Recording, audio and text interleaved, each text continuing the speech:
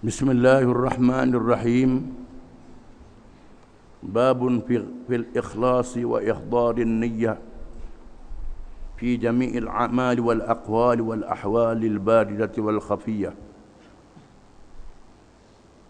Bab pada menyatakan ikhlas, menghadirkan niat pada semua amalan, perkataan dan keadaan yang nyata dan yang tersembunyi, yang dapat dilihat dan yang tak dapat dilihat. Menunjukkan kena ada niat.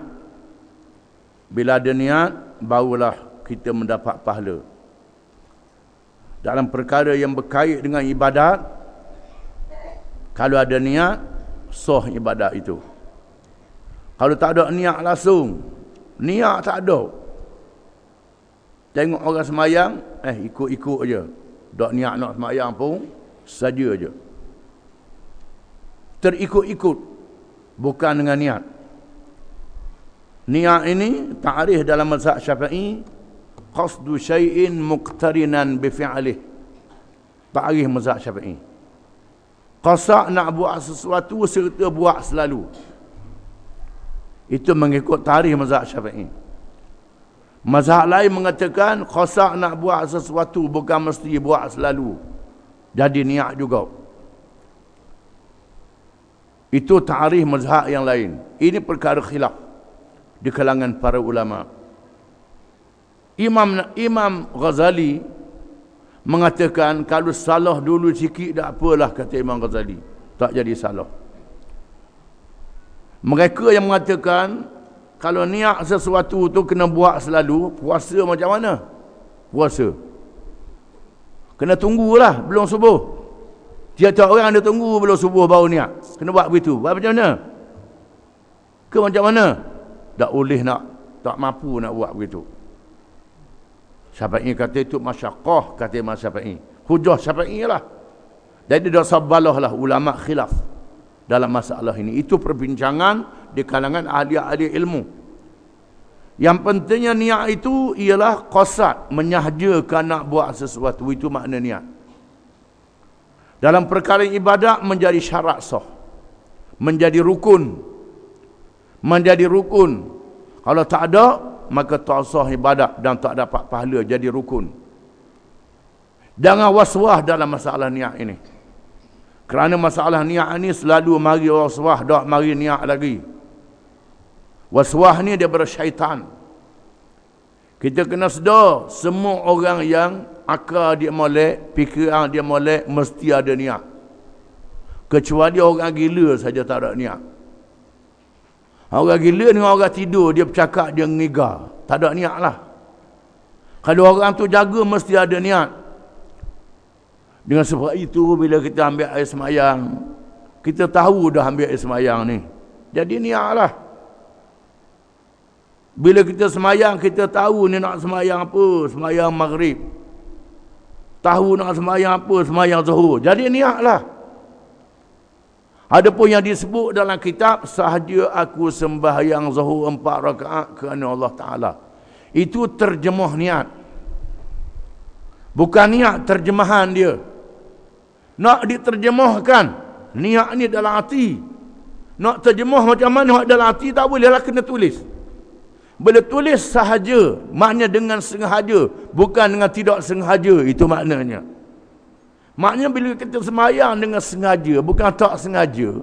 Ke tak sengaja semayang? Ada orang semayang tak sengaja? Tak sengaja semayang, tak seringat ke semayang garik. Tak ada begitu. Bodoh begitu. Bila kita sengaja semayang, jadi niat lah. Ni sebab itu dah asal duduklah Allah, Allah, Allah, Allah, tak nitah niat ni. Tu waswah. Buang waswah ni daripada syaitan. Mudahnya niat yang sebenarnya. Yang jadi payah tu kerana kita ngaji kitab tak faham bahasa kitab itu. Hak mengajar pun tak faham juga. Ni jadi masalahnya.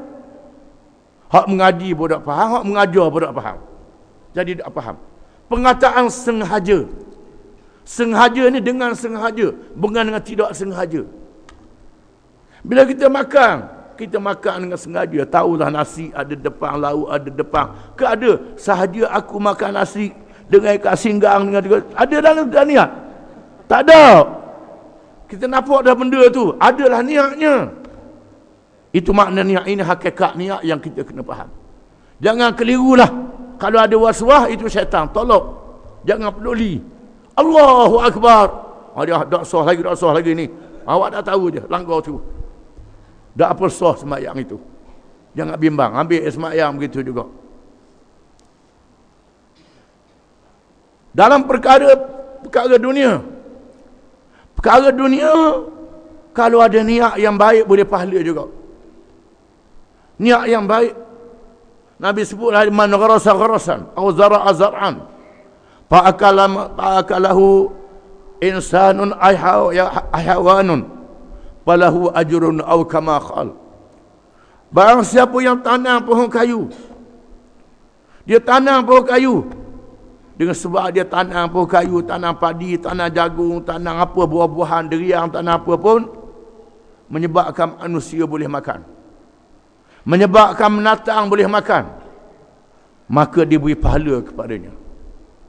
Diberi pahala kepadanya. Dia tanam manusia boleh makan. Manusia boleh makan, kita boleh pitih, dua-dua boleh. Pitih pun boleh, pahala pun boleh. Ini nikmat kita jadi orang Islam. Kalau tak jadi orang Islam, tak ada ni. Kita kena sedarlah, ini adalah kebajikan. Kena tahu kita buat ni dengan ikhlas. Jangan tanam saja-saja, jangan tanam riang, saya tanam juga. Tak ada benda-benda begitu saja je, tak pahala lah. Kena ada khasat, nak beri nafkah pada anak isteri, nak beri kemudahan kepada orang. Sama ada orang ke laut, orang berniaga, duduk di darat, semua dapat pahala belaka. Ini disebut tiap-tiap sendi kita ni, tiap-tiap denyuk gerak gerik kita diberi pahala oleh Allah Ta'ala. Dengan syaratnya menghadirkan niat. Menghadirkan niat. Kalau niat tak molek, semayang, Allahu Akbar, semayang. Molek ni orang tengok ni, tunjuk molek kau orang. Tunjuk molek kau orang. TV dia ambil gambar ni. Ada hak tu. TV dia ambil gambar ni. Orang nampak kita semayang ni, kita kuat Islam sangat. TV tunjuk orang ramai tengok belaka kita buat di Islam ni. Tu tak ada pahala. Walaupun haji, walaupun semayang, kalau kena nak tunjuk ke orang, maka tak dapat pahala. Saja-saja je lah. Itu dia. Di sinilah pentingnya kita jadi orang kecil ni, tak jadi orang besar. Kita orang kecil ni, TV dah ambil gambar kita senang. Tak nak timbul lah nak tunjuk dalam TV. Orang jadi orang besar ni berat je. Jadi raja, jadi menteri, jadi apa, TV duduk suluh, nak tunjuk ke orang ni. Tu dia.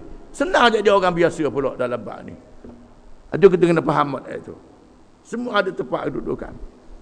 Tapi kalau kita tunjuk contoh yang baik kepada orang, kerana Allah Ta'ala, orang ikut kita apa yang kita buat, boleh pahala yang sangat besar. Bergantung pada niat kita pula. Qala Allah Ta'ala, wa ma umiru illa liya'budullaha mukhlishina lahud-din hunafa. Suratul Bayyinah ayat 5. Dan tidaklah diperintah kepada mereka itu, malaikat, supaya mereka itu beribadat kepada Allah dengan hati yang ikhlas. Baginya sahaja agama yang menegakkan tauhid dan menolak syirik. Itu maknanya. Tidak diperintah kepada mereka, kepada golongan ahli kitab, termasuk kepada orang musyrikin, malaikat, supaya mereka itu beribadat kepada Allah sahaja, tak boleh pada yang lain. Jangan syirik. Dengan hati yang ikhlas, dengan niat yang ikhlas, dengan niat yang ikhlas kerana Allah Ta'ala, bukan kerana orang nak tunjuk. Lahuddin, baginya sahaja ad-din, beribadat dalam seluruh cara hidup, peraturan-peraturan hidup kita, ikut agama Allah Ta'ala. Makan kita, minum kita, rumah tangga kita, berniaga kita, bertanam kita, ke laut kita, pemerintahan negaranya, luar negaranya, semua hidup. Pakaian kita, ada halal dan ada haram, boleh dan tidak boleh. mesti tunduk kepada peraturan Allah yang dihalal, yang diharam, yang diharuskan. Semuanya ada berlaku. Dalam keadaan mengesahkan Allah, tidak menyekutukan Allah dengan sesuatu yang lain. Macam Nabi Ibrahim alaihi salam. Dalam menegakkan tauhid, Nabi Ibrahim tak peduli ayah dia tolak dia, ayah dia halal dia, ayah dia hamba dia. Hamba lah, hamba ayah lah. Tetap dengan Allah Ta'ala. Dengan Allah Ta'ala juga. Ayah, ibu bapa. Raja Namrud tolak dia kena halal. Dia halak oleh Raja Namrud, dia halak oleh ayah dia. Berhijrah ke negeri lain. Dengan isteri dia dan pengikut-pengikut dia. Itu makna hunafa. Dengan makna menegakkan tauhid dan menolak syirik, sanggup menghadapi ujian dan cabaran. Wa qala ta'ala lan yanalallaha luhumuha wala dima'uha walakin yanaluhu taqwa minkum. Suratul Hajj ayat 37. Tidak mencapai kepada Allah oleh daging-dagingnya dan darah-darahnya, yakni binatang korban, tetapi yang mencapai kepadanya ialah takwa daripada kamu. Kamu sembelih binatang korban, sembelih korban, Allah Ta'ala tak makan daging, Allah Ta'ala tak minum darah. Jangan ikut orang musyrikin. Orang musyrikin kata Tuhan makan juga. Buat nasi kuning buat dalam perahu kecil, peranyuk ke laut, dia makan ke Tuhan, dia makan ke jin, ke iblis hak dia puja. Itu mengarut belaka. Kita orang Islam, Tuhan suruh kita sembelih binatang korban dengan niat kerana Allah Ta'ala beri makan korang, beri makan korang.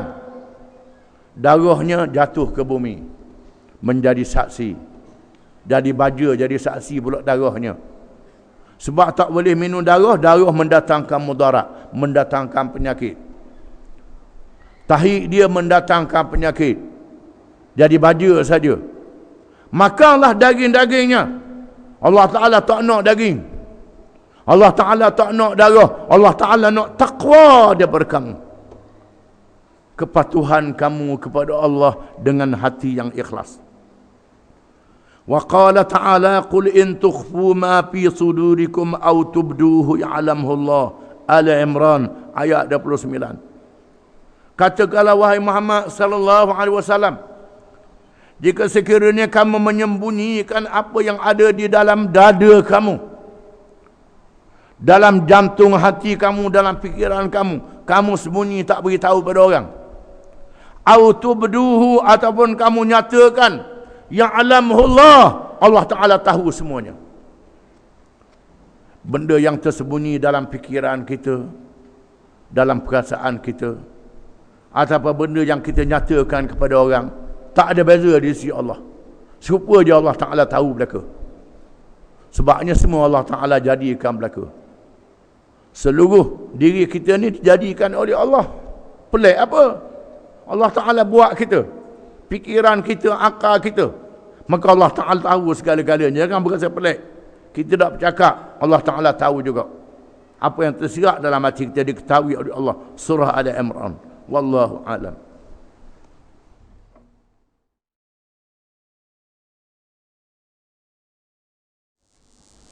Bismillahirrahmanirrahim. Hadis yang pertama, wa an Amiril Mu'minin Abi Hafsin Umar bin Al-Khattab radhiyallahu anhu qala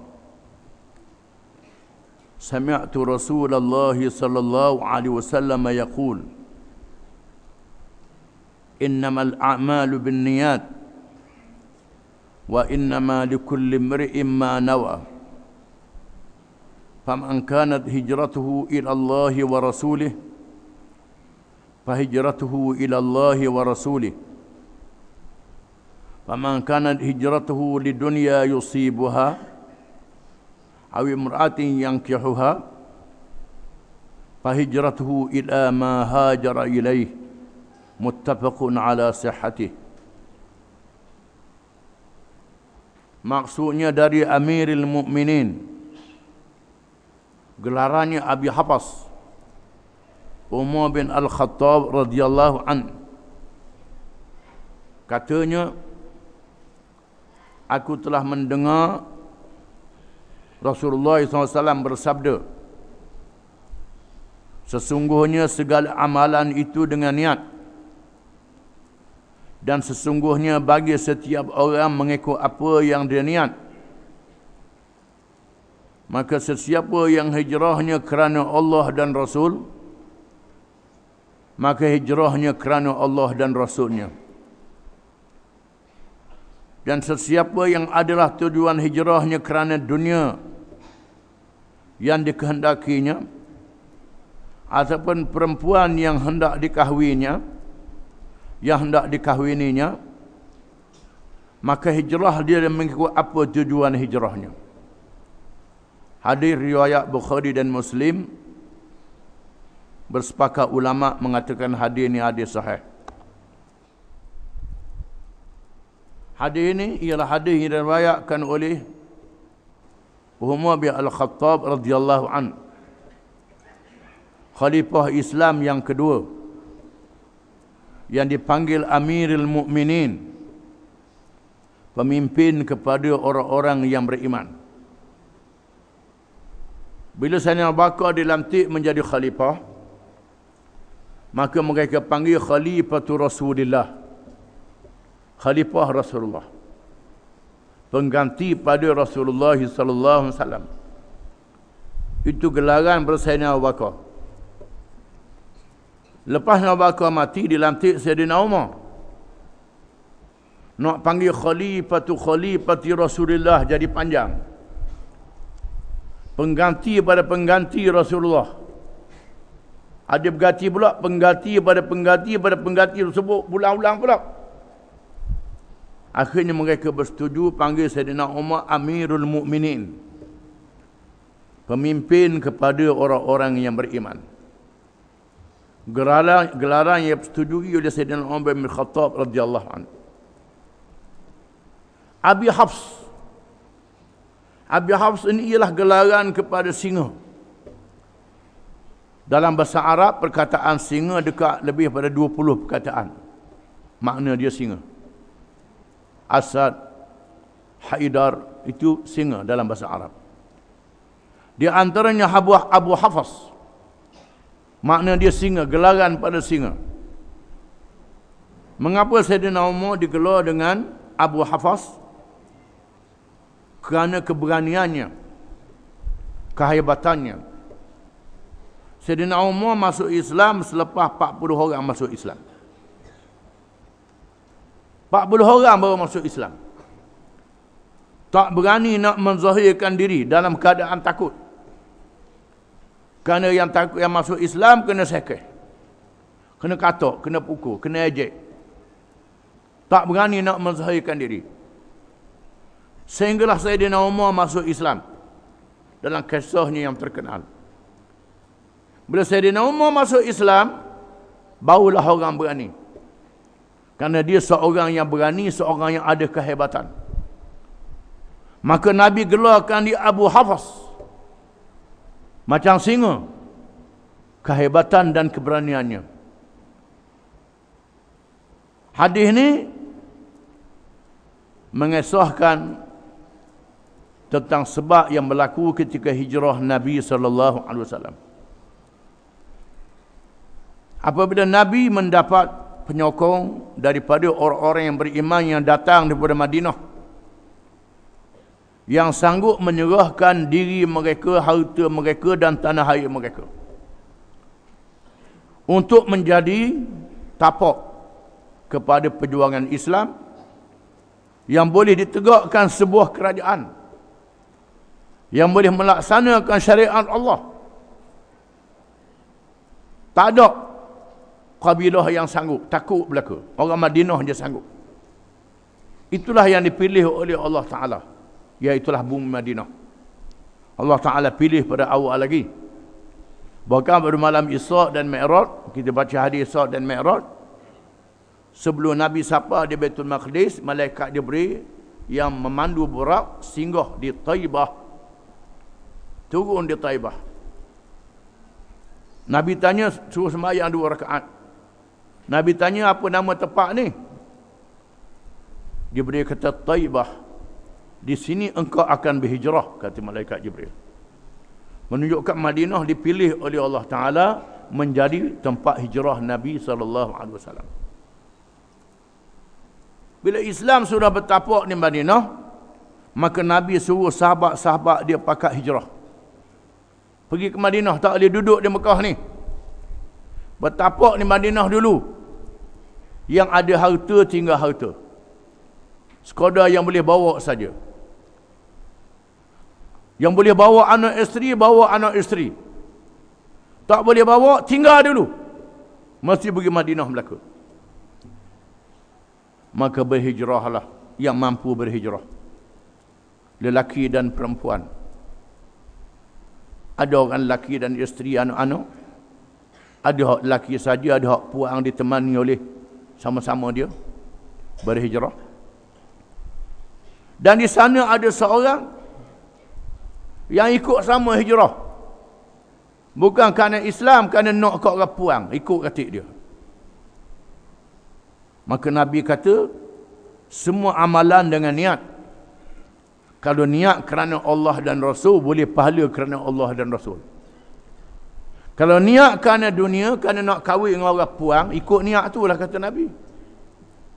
Boleh lah, tak boleh lah. Hadis ni menunjukkan bahawa semua amalan kita mestilah dengan niat ikhlas kerana Allah Ta'ala. Baru boleh pahala.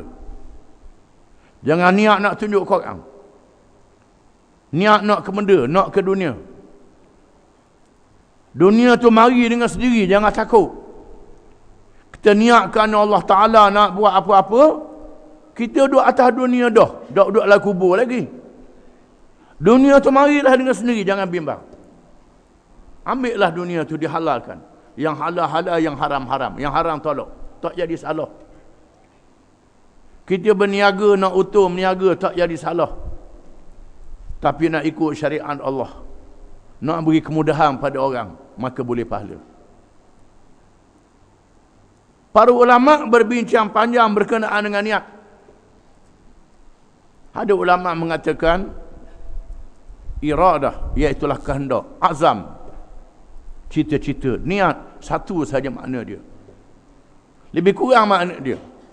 Kita nak buat sesuatu, kita cita-cita nak buat sesuatu, dan niat nak buat sesuatu, lebih kurang dia. Ada ulama mengatakan demikian. Ada ulama mengatakan ada beza. Ulama-ulama mazhab Syafi'i, jumhurul ulama mengatakan niat itu qasdu syai'in muqtarinan bi fi'lih. Qasad nak buat satu perkara serta buat selalu, itu baru niat.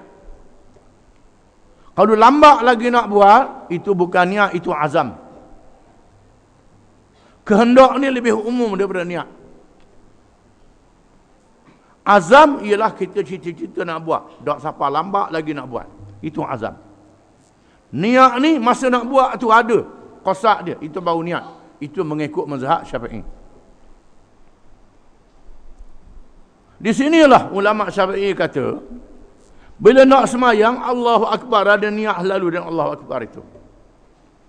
Ada niat kita sedar nak semayang zuhur, sedar nak semayang asar hak wajib ni, sedar nak semayang wajib, semayang asar, semayang zuhur, sedar. Itu makna niat dalam mazhab Syafi'i. Masa takbir itu kena ada. Ada ulama Syafi'i katakan dalam takbir itu kena ada. Kalau teranjak sikit dulu pada Allah, tak sah dah. Imam Ghazali kata, tak apalah dulu sikit tak jadi salah. Imam Ghazali kata. Imam Ghazali ni mazhab Syafi'i juga. Sah juga niatnya. Ada ulama mengatakan, kalau dulu-dulu sikit masa lambat semayang tu dah niat, tak apalah tak jadi salah. Abu Yusuf Al-Qadhi Abu Yusuf, murid pada Abu Hanifah. Ini mujtahid. Kita turun daripada rumah, nak pergi sejid, dah ada niat dah, kata dia. Pergi Allahu Akbar, jangan apa dah masuk niat dah, kata Abu Yusuf. Ini perbahasan ulama, tak ada dalam Quran, tak ada dalam hadis, tak ada waswah lah. Tak suruh duk was-was. Cuma yang sebaik-baiknya, kata ulama, masuk Allah Akbar sahabat bagi salam, ada sama niat. Boleh dakwah gitu? Tak mampu. Masuk Allahu Akbar tu, Allahu Akbar, mari niat. Lepas tu ingat, lembu dah tambah lagi. Ikan kering lupa nak alih jemur tadi. Mari hujan sudah kerja dah. Mari macam-macam. Masuk Allah Akbar tu bukan mainnya, ada niatnya. Lepas tu kata teriti ingat. Hak tu tak apa pula. Ada ulama mengatakan yang lebih afdal daripada Allahu Akbar siapa habis, siapa salam. Terus kita sedar, kita semayang menghadap Tuhan, ingat kita semayang sepanjang masa. Itu lebih afdal. Kalau boleh buat begitu, tak apalah. Itu lebih baik. Bahkan disebut dalam satu hadis bahawa Rasulullah SAW semayang asar dengan sahabat dia. Sudah beri salam, fikah bangun selalu. Lakoh baru sahabat-sahabat balik ke rumah. Kemudian mari semula. Sahabat terkejut, ada apa Rasulullah ni? Nak buang air ke apa ni, gaduh sangat ni? Balik-balik Rasulullah kata, aku tengah semayang tadi, aku teringat ada simpan barang di rumah. Barang tu aku nak sedekah ke orang. Aku takut lupa nak beri sedekah pula. Menunjukkan Nabi pun teringat tengah semayang, hak simpan barang tadi ada kat ni, tengah semayang. Dan niatnya nak sedekah ke orang. Niat yang baik, tak jadi salah maknanya. Nabi pun ada begitu. Memanglah payah bagi seseorang sepanjang masa tu ada niat semayang sama. Tak ada luar pada semayang langsung. Kalau Syafi'i kata buat satu perkara ada niat masa tu juga, belum pada tu tak boleh. Puasa macam mana? Orang tanya mazhab Syafi'i. Puasa kena tunggu pas nyawa, tak usah tidur. Dekat seminit lagi nak masuk waktu, sahaja aku puasa baru niat. Pas punya tarawih tak sah niat sebab lama. Boleh tak gitu? Tak boleh nak buat. Puasanya dilajak tidur. Ada apalah puasa dia maafkan, kata mazhab Syafi'i. Menunjukkan bahawa ini perbahasan ulama. Perbahasan ulama, niat duduk kat mana, ini perbahasan ulama. Jangan kita was-was dalam masalah ni. Yang jadi was-wasnya bila baca kitab ni, kita anggap kitab ni sumber Quran hadis belaka. Quran hadis lain, nas. Kitab yang dikarang oleh ulama itu lain. Kita kena beza antara Quran hadis. Kalau benda jelas ada Quran, ini arak haram, judi haram, zina haram, semayang 5 waktu adalah wajib, haji adalah wajib kepada mereka yang berkuasa. Itu ada nah dalam Quran. Ini tak boleh pindah. Dalam masalah niat, Nabi sebut umum, semua amalan dengan niat, kata Nabi. Itu nak berhijrah. Hadisnya berkait dengan hijrah. Adakah sahabat-sahabat yang nak berhijrah tu, dia niat hijrah masa mana? Masa buku barang, saja aku nak hijrah. Ada gitu ke? Ke mana sahabat nak berhijrah ni? Tidak. Dia buku-buku barang, terus dia ke Madinah lalu. Tak ada aku nak berhijrah ke Madinah, tak ada sebut dalam hadis begitu. Ini. Dengan sebab itu, kita jangan was-was dalam masalah niat ni, dan was-was. Bukan para ulama dia bahas lagi dalam masalah wudu dengan mandi wajib. Adakah ini kena hadir niat? Syafi'i kata kena hadir niat. Sahaja aku nak mengangkatkan hadas yang kecil, sahaja aku nak berwudu, itu mazhab Syafi'i. Sahaja aku nak mandi wajib, itu mazhab Syafi'i. Ada ulama juga mengatakan baru begitu selalu, terus jadi selalu. Kerana ma'qulatul ma'na atau ghaira ma'qulatil ma'na. Perbahasan ulama ni. Mana ghaira ma'qulatil ma'na ialah benda yang maknawi, yang semayang, puasa, benda ni ghaira ma'qulatul ma'na, benda yang rohani, yang kita tak nampak. Ini kena ada hadir niat. Masuk mana-mana itu khilaf ulama. Ada pun yang jenis basuh ni, buru-buru basuh ni, dia kata kalau berlaku tu dengan sendiri sudah jadi. Walaupun tidak ada hadir niat di dalamnya, itu mengikut mazhab-mazhab yang lain. Mazhab Syafi'i kena hadir niat macam sembahyang juga. Kena sedar bahawa kita basuh ni ialah nak ambil wuduk, kena ada. Bukan kerana nak hilang panas semata-mata. Beru je hari pasal apa panas dah lalu. Sambung lalu lah, basuh dua tangan siku lalu. Tak jadi dah mazhab Syafi'i. Tak jadi wuduk. Tapi dalam mazhab lain jadi wuduknya. Ini masuk dalam ma'qulatul ma'na, yang diakalkan maknanya, menggunakan air untuk bersih tubuh badan. Itu matlamat yang sebenar. Ini perkara khilaf di kalangan ulama. Oleh kerana kita tak mengaji atau mengajinya tidak mendalam dalam perbahasannya, menyebabkan kita jadi was-was. Syaitan boleh masuk selalu. Syaitan masuk selalu. Syaitan masuk ni kerana kita tidak ada ilmu. Ataupun kita tak tahu sepenuhnya. Dia masuk tempat kita tak tahu. Ini menyebabkan jadi was-was. Syaitan ni nak kacau ibadat kita.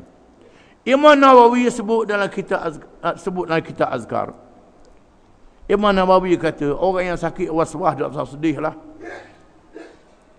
Bila ada was-was, menandakan iman dia ada. Menandakan iman dia ada. Macam pencuri dan perampok, dia duduk keliling di rumah yang ada piti, ada duit. Rumah yang ada duit, orang curi duduk lekok je. Perampok duduk lekok, macam mana nak masuk. Bila kita ada was-was, syaitan duduk lekok kita, menandakan iman kita ada.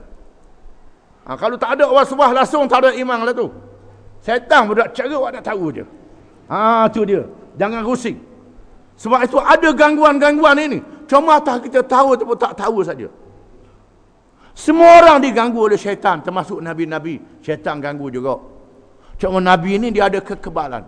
Kalau orang tu syaitan awak tak tahu je. Syaitan tolong dia, jolok kot belakang, tak pitah depan. Menandakan iman dia tak kuat. Jadi orang ada nyakit was-was, dah usah rusing lah. Tak usah sedih. Iman dia ada. Cuma dia kena lawan was-was itu. Bahkan disebut di dalam hadis, ada sahabat mengadu, ya Rasulullah, saya ni yang mari mikir bukan-bukan. Mikir jadi kafir lah. Jadi kafir lah. Dosa dia orang Islam lah. Jadi kafir lah. Jadi macam-macam. Ni mari ganggu gitu. Macam mana punuh iman saya. Nabi kata, musdah tak pada tu? Sedar. Sedar tu syaitan tu. Itu bukan jadi kafir, itu syaitan. Tak jadi kafir dengan sebab itu. Hak jadi kafir ni, hak cakap terang-terang, laksanakan hudud zalim, tu jadi kafir tu. Tu jadi kafir tu. Laksanakan Islam jadi huru-hara, tu jadi kafir. Hak syaitan mai ganggu ni, tak jadi kafir dengan sebab itu. Hak cakap terang-terang, tak setuju ke Islam. Tengok orang nak ke Islam, naik nak marah orang nak ke Islam. Tu syaitan lah tu. Tu syaitan sungguh tu. Tu kena jaga baik. Gangguan-gangguan ni adalah musuh syaitan yang mengganggu kita.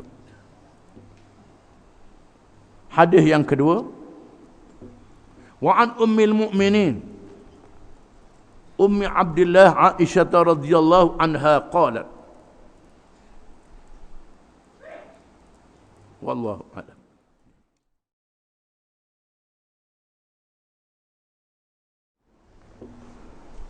Bismillahirrahmanirrahim.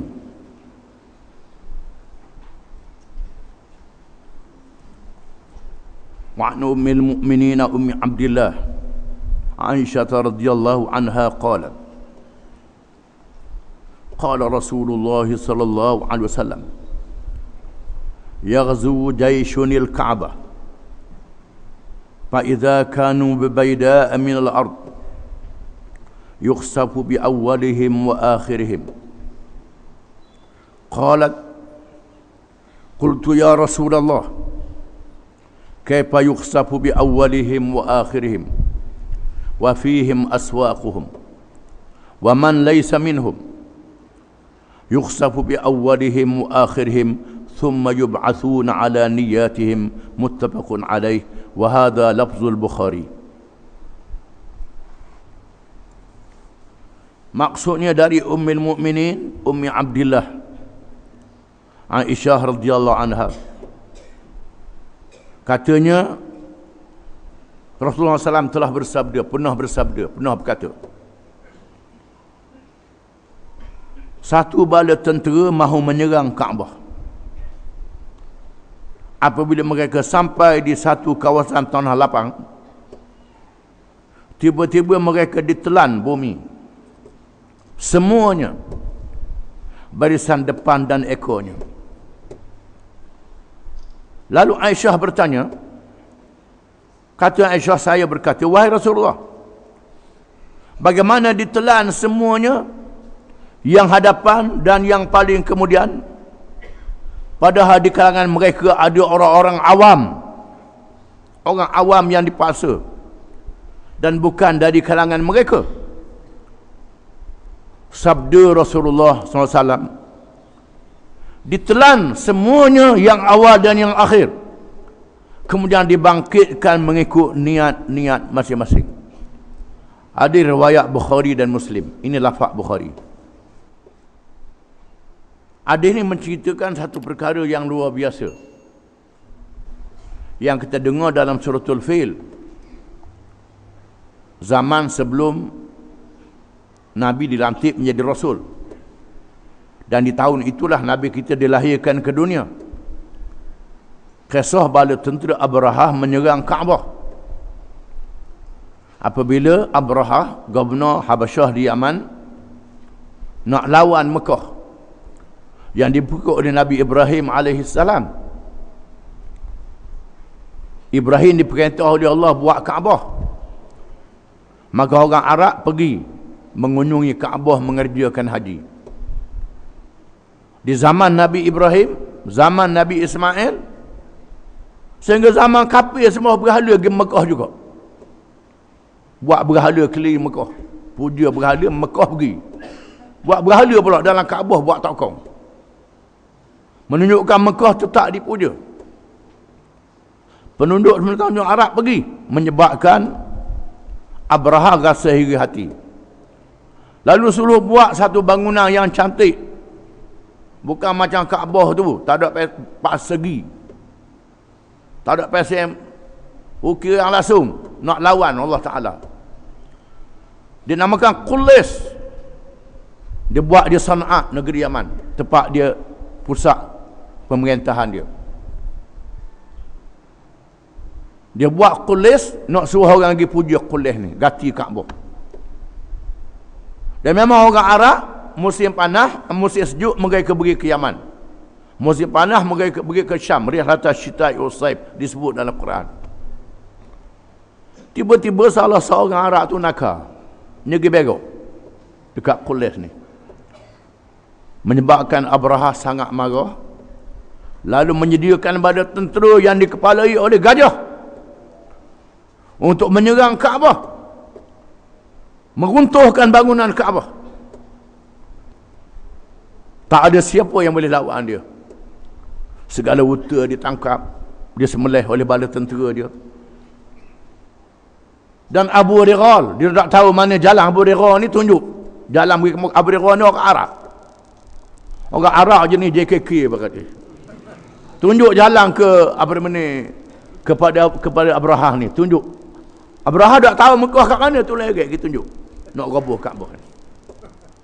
Mungkin dapat upah kot. Pergi. Abu Riral ni Tuhan balakan dia mati. Mati dengan penyakit yang luar biasa. Dan kubur dia menjadi tempat melontar. Tempat orang Arab pergi melontar. Orang Arab jahiliyah, dia pergi Mekah, dia sembah berhala, tawaf Kaabah, balik melontar kubur Abu Riral ni. Zaman jahiliyah, melontar kubur Abu Riral. Tak apalah, itu Abu Riral bab lain. Masa itu datuk Nabi ataupun Toki Nabi, orang Batak Timur kata Toki, datuk Nabi Abdul Muttalib masih hidup jadi ketua di Mekah. Muttalib jumpa dengan Abrahah, minta Abrahah ganti unta dengan kambing. Unta dengan kambing penduduk Mekah yang dirampah oleh Abrahah minta ganti. Abrahah kata, unta dengan kambing tu mudah je. Ni aku nak roboh rumahmu ni, Kaabah ni. Abu Talib kata, inna lil baiti rabban yahmih. Jawab Abu Talib, inna lil baiti rabban yahmih. Bagi rumah ini ada Tuhan yang akan jaga dia, kata Abu Talib. Itu bukan urusan aku, itu urusan Tuhan. Toki Nabi ini dah beriman kepada Allah. Inna lil baiti rabban yahmih. Bagi rumah ni ada Tuhan dia yang akan jaga dia. Aku nak kambing dengan unta hak murapah je. Abrahah memulangkan kambing dan unta yang dirapah itu, lalu nak serang Kaabah. Maka Allah Ta'ala utuskan tayran ababil, burung besar mana sangat burung, yang bawa batu di paruh dan dua kakinya, melontar batu-batu ini ke atas tentera Abrahah, menyebabkan mereka dibinasakan. Adakah ini dimaksudkan di dalam hadis ini? Hadis ini mengatakan ditelan bumi, bukan dilontar oleh tentera, oleh tayran ababil.